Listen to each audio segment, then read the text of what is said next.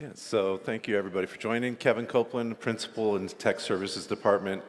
I have been in the insurance industry for a little bit over 35 years, which means I've either seen a lot or I've just been in the industry too long. So we're going to talk about M&A and the integrations and the acquisitions and integration conversion component of it. So highly acquisitive agencies don't fail because of the deal flow. They stall out because the conversion integration discipline breaks down. And the common reality in that is that they're still in the process of integrating one integration when the next one closes. They got multiple management systems or multiple different systems they're managing. The relationships are fragmented with their carriers. The producers are distracted by operational issues. And the service teams are overloaded. The difference between the high-performing acquirers and the ones that are succeeding is that they're struggling in the integration discipline. Yeah, and before we dived really far into this topic, I know that Retail Tech Services is a newer division to ReSource Pro. We just started it last year. And so I just want to kind of go over all the myriad of different services that help support not only M&A, but various other areas of your technology teams. So we support you guys by technology consulting, applications and platforms, data services, AI and intelligent automation, so really doing the discovery, road mapping, your readiness assessment. And of course, we have a myriad of managed services that support after acquisition and during, including like infrastructure managed services, data platforms, policy download, lots of different things that we're supporting in these areas that really kind of round out everything you guys are doing from a technology standpoint. And these things are equally as important across the board. And what's great about this is that we can service you in one or all of these areas. Of course, we always prefer all, but this is a way that we can support all the needs within your tech services departments and your IT teams. Now, I'm going to talk about, of course, how tech services create measurable impact in your data conversion process. So really at the core is about stability, security, performance, and we really believe that conversion project management really kicks off that project. So us helping you with your vendors, being able to support all the myriad of different operational aspects, the data migration, all of those things are core to what we do. But it just keeps flowing through. So we look at accounting and integration support and how we can help you there, utilizing key APIs to get the data in, get it situated, get it clean, get it pretty, and then looking at your accounting practices and how we can help support those through your acquisitions. Of course, data mapping and migration is core to everything that we do within this conversion management. Really, it's about taking our proven AMS expertise and really working within those complex system transitions, because some acquisitions are kind of easy and some are really, really, really tough. And then, of course, we do testing, training, and hypercare as well. So it just is this wonderful little circle that keeps moving through the organization and really helps support everything you need and really create the impact to the organization. And I love to call it connected services and unified outcomes. But it's really about all the things that we can offer to your teams to really support you through that whole process. So we're going to talk about current trends and pains in acquisitions. I know it's everybody's favorite topic, so settle down. Where we're at now. So the 73 verified kind of acquisitions that have occurred, that's really just the first 2 months of the year. So it's not a spike. It's not a pipeline. That's the steady state reality of what's going on in the industry right now. And this is typically where the we'll clean it up later trend starts to happen. Where we've seen activity so far from a system standpoint is, we don't need to read all of them here, but these kind of system-to-system conversions through those 73 so far. We've not been a part of all 73, but we see a lot of activity in this space, and it's not slowing down.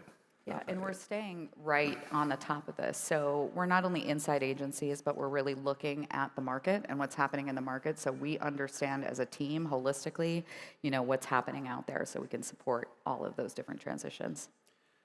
And not only the conversion piece of it, but also the pre-acquisition in the due diligence phase, helping with understanding what that target agency looks like. So talk about the trap a little bit. Really, the trap is that they treat each acquisition if it's a new process instead of a repeatable process. Those symptoms are they don't have playbooks, they don't have ownership that's very clear within the agency of who owns which piece of the transactions and the overall process. Stakeholders are often misaligned. Technology decisions sometimes don't get made, or they're delayed, or it falls into the we'll clean it up later aspect. Carrier codes compound and become duplicate and triplicate, and teams are improvising solutions. So the result really compounds with every acquisition unless you have a defined playbook to work from. We'll go through a few strategies here of what we see and where we've seen success and failures with the acquisitions we've been a part of.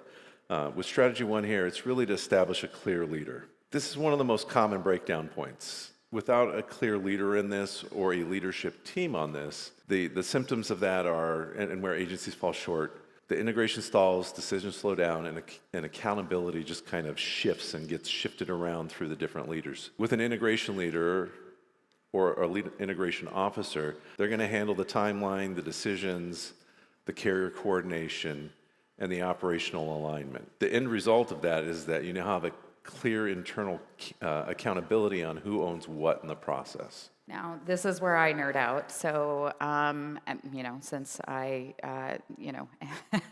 am a part of retail tech services, I should probably nerd out about tech. But every acquisition really introduces a whole new tech variation. No one acquisition is the same. We would love it if they were, right? But of course, we're typically dealing with different agency management systems. We're dealing with different document platforms a lot of the time. Sometimes there isn't even a document platform per se.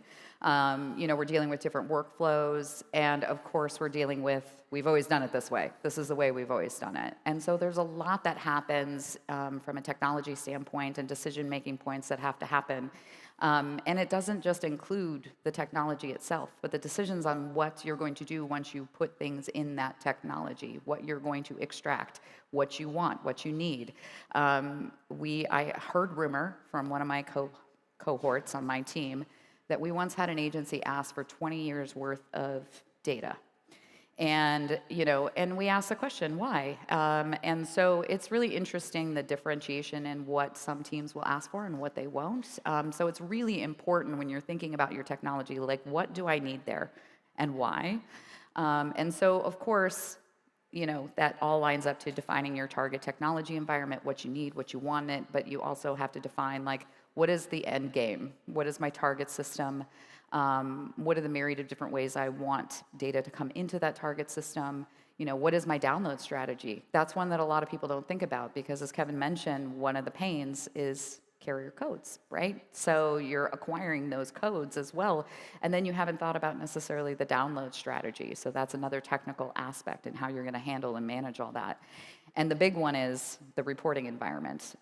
So that's another one. Like, how are we going to report out on this? How are we going to know that this thing that we acquired is, meeting its goals, doing what we need it to do, and all of those myriad of things. So really the result is future acquisitions follow a clear path to the destination. So what is the destination? What is the outcome? What do we want to achieve are all really important things in this particular strategy.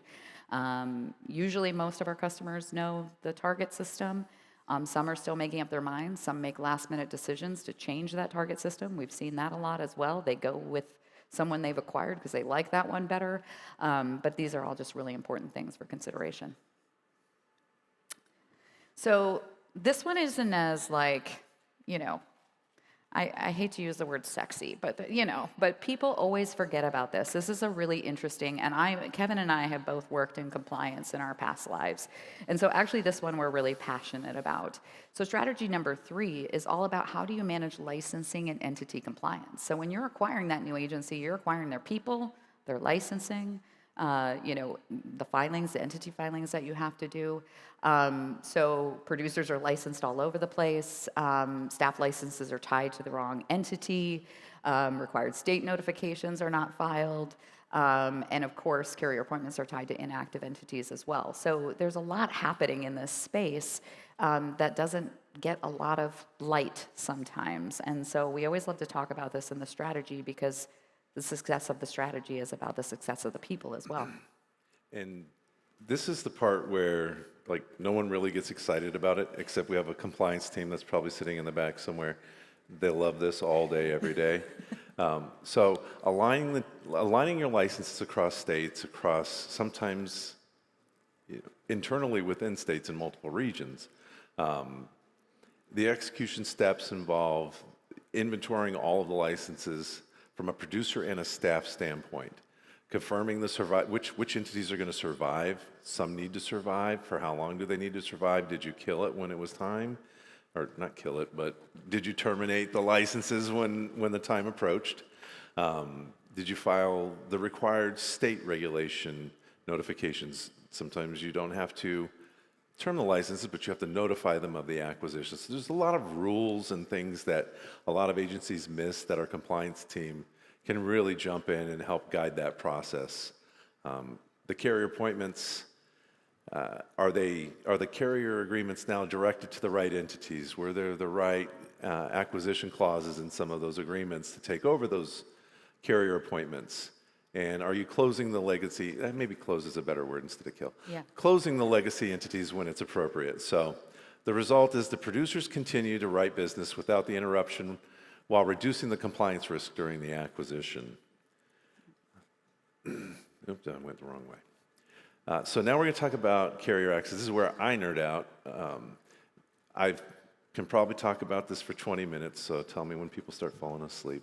Many of you I've already talked to, and we've talked for more than 20 minutes about this, but carrier access management is a task that a lot of agencies take on, and the acquisition or multiple acquisitions kind of compound the issues of unregulated or decentralized carrier access. And then you get into lots of complexities around how those integrations or acquiring and integrating a new agency becomes more of a burden than a benefit to the downstream teams. And so some of the common issues here are duplicate carrier codes. You have multiple appointments with the same carriers, download configuration problems, and most importantly, where the delays really occur is onboarding staff, and then the staff writing the business in the right codes that you need them to. So. And I would interject, that's not just your staff, but that's the RSP staff working for you as well. Many of you have them logging into your carrier sites, so even managing that staff becomes burdensome, and so that's part of this as well. And as we work with agencies, we find that a lot of them don't have a centralized governance process for their carrier access. So that's what we bring to the table. We have a team that they live in this all day, every day, and they've become very proficient and efficient at it. Some of the actions that we take as taking on some of this carrier access governance for you is we will audit the carrier codes to ensure the right staff are there. Did the agency you just acquired do a good job of maintaining those records? Did they leave terminated producers or staff in as active members? There have been, you look it up, but there's been some very heavy seven-figure fines for some people accessing information where the MFA didn't go to, a company email. It went to their cell phone, so they still have access even though you terminated them in your agency system. They've got the carrier access. Consolidating the appointments. Sometimes highly acquisitive agencies will end up with 400 travelers codes. Are those necessary? How do we reduce the burden of that? When you have multiple carrier codes, that also compounds your downloads. So your download configuration becomes unmanageable. How many Y account or how many codes are listed in your Y accounts? It's the fun part of carrier access is really kind of decluttering the mess for people. So then we also have documented access and auditable records of who's been in and out and when we granted the access for them. So the end result of the carrier access program that we have is it reduces the serving and onboarding and offboarding friction. So Again, I am a huge insurance nerd. Kevin mentioned how long he's been in the industry. I've been in it 28 years, so I'm in the same boat. Like, I don't know, you know, if I stay too long or I just love it too much, one of those things. But I really do nerd out about process. So one of the important strategies that I truly believe is building a repeatable conversion playbook. And now I do recognize that there's low, medium, and high complexity conversion types. Have a playbook for each. And so navigating multiple acquisitions without a playbook is just simply stated. It creates friction. It can be a mess. You know, I've gone into a lot of agencies, talked to them about their acquisition strategy, what they're considering, how they want to execute, and it's all over the place. And nobody really has a defined way or a defined thing that they're thinking about, like this is how we want to execute at this level, when it's low, when it's medium, when it's high. So really thinking about that playbook becomes extremely beneficial. Now, the good news is, if you've done one acquisition, even if it's low complexity, you've already started your playbook. So guess what? Now you can just create off of that and start thinking about all of the things you know, that you need for maybe a medium or a high complexity acquisition. So really the type of playbooks that you can create to help support this whole process is the AMS migration checklist. This becomes a bigger deal than I think a lot of people think about, like what's needed, you know, what changes do I have to make in my AMS system, what needs to happen, you know, what are all the myriad of different things, what are the codes I need to add, you know, we were speaking earlier about Y account, you know, what do I need to connect from a download perspective, and then it's all about the carrier code consolidation. I think I heard a customer that we talked to fairly recently, they had upwards of 200 travelers codes. That happens a lot with our highly inquisitive agencies. They end up with all of these codes and they just say, you know what, we'll acquire them, they'll all go up to the leader, but that means they have a myriad of different codes. So creating a playbook and what you guys want to decide and how you guys want to decide to retire those codes becomes equally as important. Then there's the download piece of it. Again, talking about the Y account, like how are we going to set up download with these carriers, especially when we have different codes? How are we going to configure that? What are the decision points that we have to make around that? Who's going to manage that download?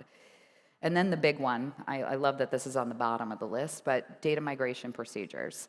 Again, I said earlier, we've had customers tell us 20 years, we've had them tell us 1, some want claims and activity, policy shells, policy detail. It's all over the place. So being able to actually develop a playbook that says, this is what I want my data to look like. This is how I want to migrate the data from this source to this target. And these are the things that I want to do with that data. And this is what is important to my organization to have day one. And I need to have that data. And so creating that playbook around that becomes huge. And then, of course, you know us here at ReSource Pro, operational workflow alignment is also huge. This becomes a big piece of it as well. And I don't want to just say workflow alignment, playbooks on workflow, but also change management and the training, because you're taking a team that you've acquired. It's really important to think about bringing that team into your organization. They're going to have a new operating model. They have to, adhere to your practices. And how do you best want to manage that and mitigate that risk? People leaving, losing key people, all of those types of things. So really even thinking about it from not only just an operational perspective, but thinking about it from, the change management perspective.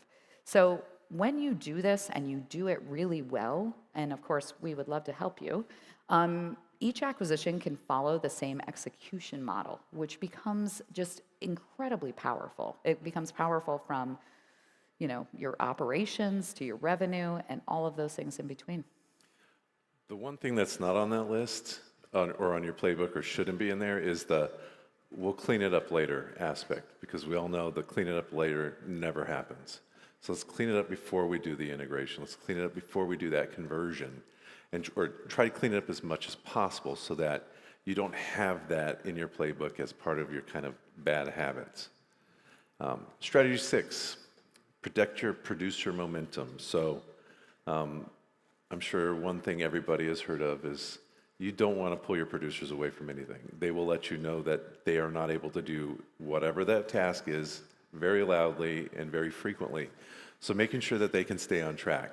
We don't want to pull producers away into any of the operational friction that occurs if we don't have a standard playbook in place. So let's create a system to reduce those unnecessary actions. Let's assign the integration support resources for you. Standardize the onboarding steps and communicate system changes clearly so they know what's coming. Most of the time what happens is the producers are the last to know when they need to be the first to know. So let's create that as part of the process for you. The result of that is that the producers continue to sell and create revenue while the conversion integration happens behind the scenes. Let's not minimize the producer momentum part here, because that flows back into all of those pre-steps of making sure that we have a playbook, making sure that the access is provisioned the right way, making sure their licenses are now appointed under the right entity so that they can properly and legally write that business for the agency that they're intended to. So we're going to talk about the conversion integration discipline framework. What's the value of executing a great M&A strategy? I just covered this one, but you maintain the producer momentum. So let's keep producers focused on selling, not integration issues. This one I'm passionate about because this is when I've seen fail, several different times. Really excited by doing this well and executing a great strategy, you can actually accelerate that revenue realization. This one is big. When strategies fail, when M&As are not well planned out, a lot of times what happens is it's very hard to recognize and realize that revenue as quickly as you would like. The reporting isn't there. So it really does convert the acquired business into revenue faster. And I think that's so important to a lot of organizations, especially upper management, your CROs, the people that are looking at the numbers, understanding how that's impacting their book of business. Identifying those gaps early so that let's find where that operational data and carrier issues are going to occur before we scale them. A lot of times acquisitions don't necessarily just follow the standard process, or bringing in a organization into your regular operating procedure often exposes where those bad processes, and it amplifies where the bad processes are. So let's minimize those before they scale. And of course, it reduces the operational strain. And I love how we worded this, avoid system sprawl. That is like a wonderful way to phrase it, where you're working in multiple different systems, your acquired entity is still working in the original system, you have no idea what they're doing on a daily basis, you have no understanding of what's happening. So executing, a really great M&A strategy means you can avoid some of that system sprawl. You can shut off those other systems sooner. Of course, duplicating workflows. A lot of times when you're working in another system or your team is working in another system, they're doing a multitude of repeat tasks and maybe not even the way you want them to do it. So that also creates a problem. And of course, team overload, especially if you decide to take a reduction when you acquire and you bring over some of that book of business. So not having this execution strategy done well can really lead to an overload on your team, big time. That's another great value of having a strategy here, is improving the integration speed and consistency.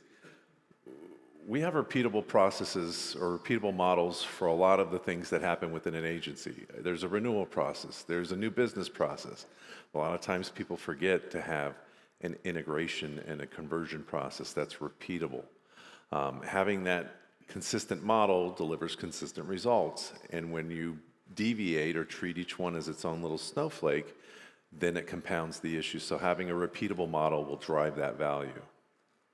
Yeah.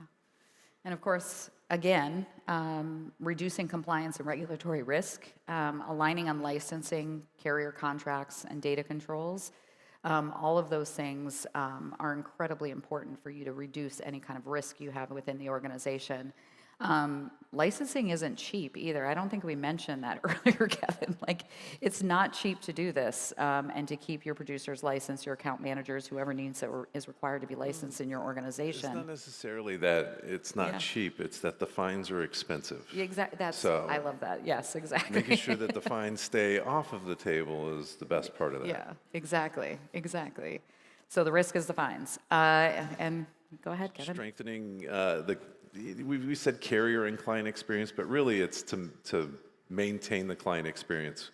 You acquired an entity, you paid a value for that entity and for that agency. We don't want those clients to leave simply because they're now merging into another organization. So maintaining that and reducing the friction between onboarding, servicing, and creating the access for people. And so you close the entity on Monday, or on Friday. What happens when somebody needs a cert on Monday? Do we have a game plan to be able to issue that? Does that happen in the prior systems? Does it happen in the new system? Does a request go to who? A producer gets something. Where is that going? Are we following the same game plan? So having those kind of strategies in place before is where you're going to get the most value out of those. Now, within our organization and even out there to you guys, as you guys are thinking about, how do I best do this? Really repeatable conversion integration framework is big. We always start at Align. So let's all get together, let's strategize, and Kevin will talk about this a little bit more, but Align is the one we usually find missing the most, is the strategy, the pre-strategy. And then, of course, discovering, designing, and delivering upon that conversion integration framework. We assist in developing the organizational discipline that will help align leadership, really discover, the operational realities. We can help design the conversion integration plan and, of course, deliver that through incredibly repeatable processes. We're internally calling it our data conversion factory. I love it because we're going to be executing in that way. But this model really does consistently execute across every acquisition, and Kevin's going to talk about it a little bit deeper. Yeah, I'm going to go in a little deeper on each of these levels. So defining the integration ownership and governance. Sounds like it's simple. It's really missed in most of the conversions that we work through. Aligning leaderships, the stakeholders, and the objectives. We often find that the CFO is going to have a different objective than the CRO, than will the operations leader. So making sure that we have all stakeholders aligned with a clear end result really drives better value and better execution. Confirming the target, and I think we put TARG, but the target operating model and success metrics. So that again, what happens with the cert request that comes in on Monday? Who's going to handle that? So we move from Align into Discover. So that's where we're going to go in and we're going to look at, and this can happen pre-acquisition and post-acquisition, but looking at the data in the current systems, is it complete? Is it worth migrating, or is it better to put a shell in and work for a download to populate the details? Sometimes the agency that you're acquired an agency before that, and the bad habits have trickled down, and there's lots of missing data. So what does the data look like before we do the conversion? Identifying any of the carrier licensing and operational gaps, and documenting the risks. We may identify a risk, and the risk management team or the leadership stakeholders decide that that's not important and they're willing to take it. At least identifying them and pointing them out in the process is very valuable.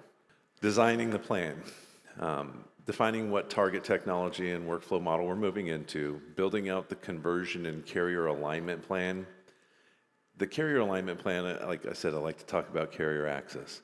But having that carrier access plan and which codes are we going to use going forward? Do we need to maintain that code for any sort of historical earnout? Identifying those risks and making sure there is a game plan for all of those is important.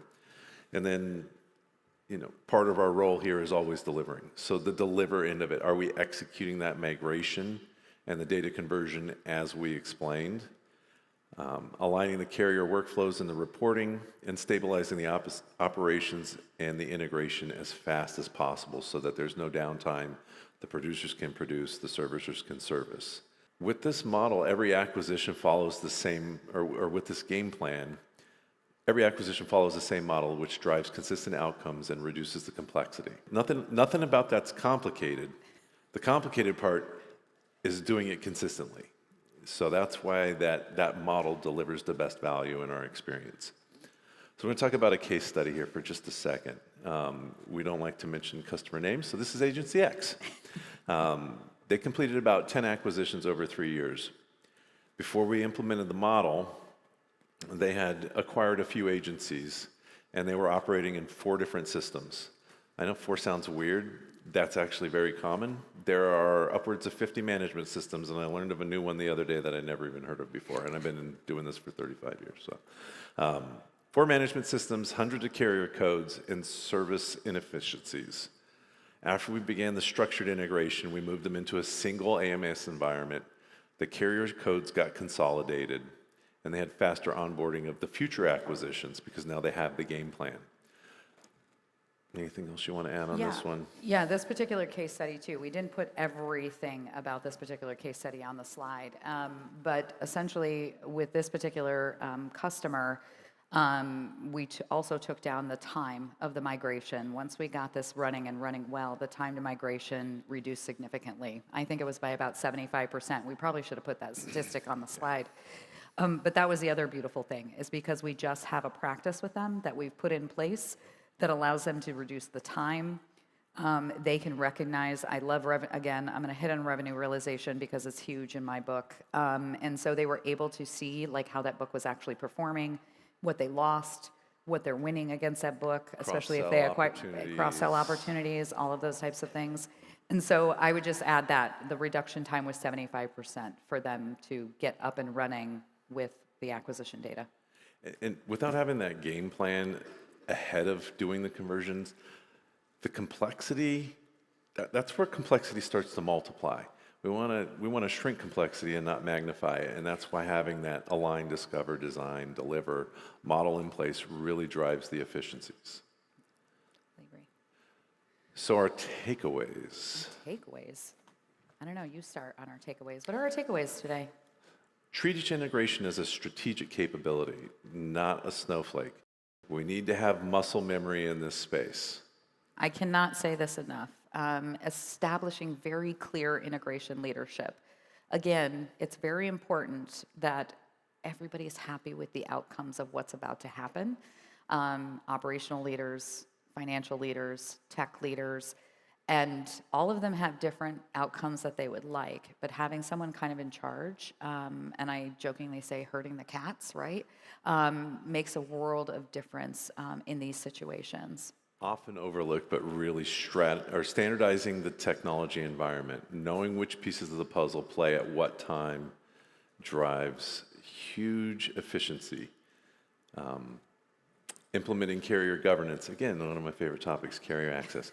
So making sure that we have a plan for what happens with those carriers. What are we doing with the codes? What are we keeping? What are we not keeping? Very important to keep on the game plan. Yeah, and again, since I nerd out about process, really building the repeatable integration playbooks. That becomes a really big thing for a lot of organizations. And again, with the case study we just talked about, of course, we built a repeatable playbook for them. And we built it for a myriad of different types of integrations that we were doing for them as well. So we were looking at personal lines, commercial lines, all those types of things, source to target, and we defined several different criteria within that playbook. And again, that reduction time was huge for them because they're able to move fast, move quick. They know when they acquire the entity, there's already a play in place. They can bring it into the organization very quickly, very efficiently. And I absolutely love it. I love this story when we heard it from the team. So agencies that scale through acquisitions do not rely on deal velocity alone. It's not about how many agencies you're acquiring, it's about how well you're integrating the agencies into your game plan. Are you able to be better together after the acquisition, or are you worse after the fact? Is everything operating in the way you need it to? Are you able to scale that and build on that acquisition, not just fold it into your agency? And they build an integration discipline that really allows growth without operational strain. That's the biggest thing too, mitigating the strain on your operations team, because that is, again, change management. What's gonna happen? How is this gonna work? Who's gonna service this book of business? All of those things become holistically important as well. And with all of these takeaways and all these thoughts and ideas in play, it really can help build a discipline that can allow that growth and doesn't disrupt your organization. And I don't want this to sound like lip service. You probably hear it all over the place at ReSource Pro, but we want to be a partner in this endeavor, not a vendor for you. So we want to be a part of the process as an extension of your team, not just someone you reach out to when something breaks. We want to be there to help guide you through that process and show you the lessons of the volume of things that we've learned through handling too many conversions. I didn't have gray hair when I started. Yes, you did. Really from my side, I know Crystal wants to close on a couple more things, but I just want to thank you for spending some time with us. And you can reach me wherever you need to. Yeah, absolutely. And we are definitely reachable. So most of you, I think, in the room know how to get in touch with us. Or if you don't, you call your lovely salesperson and they know how to get in touch with us. We can talk about the strategy and what you guys need and the myriad of different things that we can help you with. We also have, of course, our technology services page that you can go to and learn about all the wonderful things that we're doing. Up on the website now, there's an M&A integration suite kind of landing page. We have a few assessments that you can go through. We can help guide you through and kind of give you an understanding of where you are in the process. We have a pre-acquisition playbook or assessment and a post-acquisition playbook as well. And we are really excited to be able to talk to you today. Thanks, everyone. Thank you.